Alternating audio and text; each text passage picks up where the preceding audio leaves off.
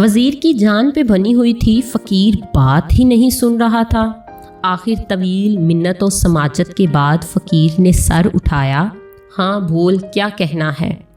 वजीर ने हाथ जोड़े और बताना शुरू किया।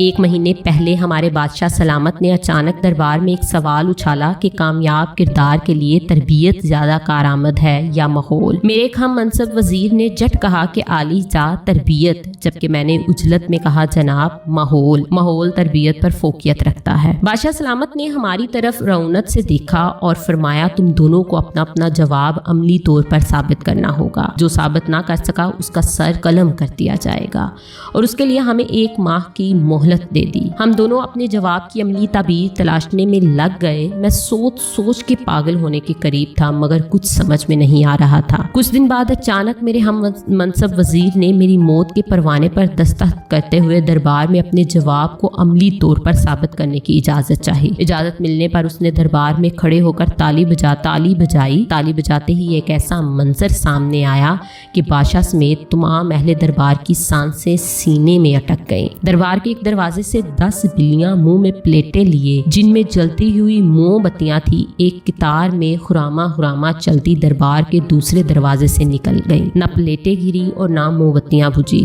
दरबार तारीफ और तौसीफ के नारों से गूंज उठा। मेरे हम मनसब ने बादशाह की तरफ देखा और बोला, हजूर, ये सब तरबियत ही है कि जिसने जानवर तक को इस दर्जे का नज़्मो ज़ब्त का आदी बना दिया। बादशाह ने मेरी जानब देखा। मुझे अपनी मौत सामने नजर आ रही थी। मैं दरबार से निकल आया। तभी एक शख्स ने आपका नाम लिया कि मेरे मसले का हल आपके पास ही हो सकता है। मैं 2 दिन की मुसाफत के बाद यहाँ पहुँचा हूँ। दी गई मुद्दत में से 4 दिन बाकी हैं। अब मेरा फैसला आपके हाथ में है। फकीर ने सर झुकाया और आहिस्ता से बोला, वापस जाओ और बादशाह से कहो कि 30वें दिन तुम भरे दरबार में माहौल की अफादियत साबित करो। मगर मैं तो ये कभी ना कर सकूंगा, वजीर ने लाचारगी से कहा। आखिरी दिन में मैं खुद दरबार में आऊंगा, फकीर ने सर झुकाते हुए जवाब दिया। वजीर मायूसी और परेशानी की हालत में वापस दरबार चला आया। मुकर्रर मुद्दत का आखिरी दिन था। दरबार खचाखच भरा हुआ था। वजीर का दिल जोर जोर से धड़क रहा था। सबकी नजरें बार बार दरवाजे की तरफ उठती थी कि अचानक एक मफलूकल हाल सा शख्स अपना मुख्तसिर सामान का थैला उठाए दरबार में दाखिल हुआ। बादशाह की तरफ देखा और बोला, वक्त कम है, मैंने वापस जाना है।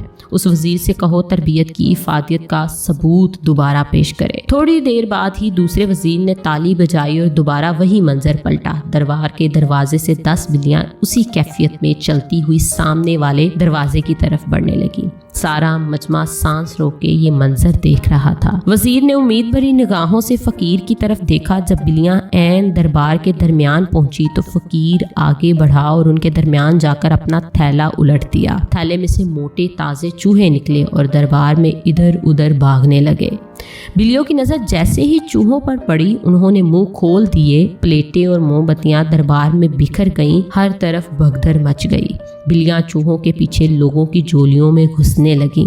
लोग कुर्सियों पर उछलने लगे। दरबार का निजाम दरहम बरहम हो गया। फकीर ने बादशाह की तरफ देखा और बोला, आप किसी जिन्स की जैसी भी अच्छी तरबियत कर लें, अगर उसके साथ उसे अच्छा माहौल फ्राहम नहीं करेंगे तो तरबियत कहीं ना कहीं अपना असर खो देगी। कामयाब किरदार के लिए तरबियत के साथ साथ बेहतर माहौल बेहद ज़रूरी है। उससे पहले कि बादशाह उसे रोकता, फ़कीर दरबार के दरवाजे से निकल गया था। हमारे यहाँ सारी जिम्मेदारी उस्ताद की तरबियत पर डाल दी जाती है। घरों का क्या माहौल है उस तरफ कोई तवज्जो नहीं दी जाती।